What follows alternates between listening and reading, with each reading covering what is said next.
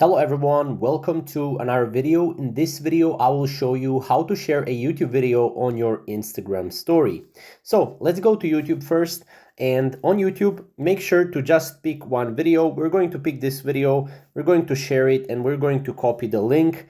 Now from there, we can go to our website here where we can basically use this website to basically convert YouTube to MP4. It could be any website really. Again, I'm not promoting this website or anything, but if you can do it, you can download your video through this website, and then you can obviously download, the YouTube video. After you download your YouTube video, you can go to your story here and you can add this YouTube video to your story here. As you can see, we're going to turn off the sound, and here you have your video. Obviously, you cannot upload the entire video, but you can upload a snippet of the video.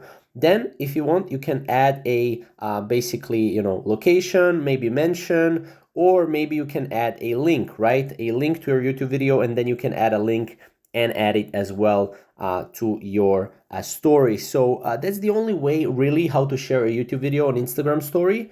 Again, if you have any other questions or comments, comment down below. But yeah, this is the only way to do it currently in 2022 and 2023. So yeah, thank you guys for watching, and we'll see you in the next video.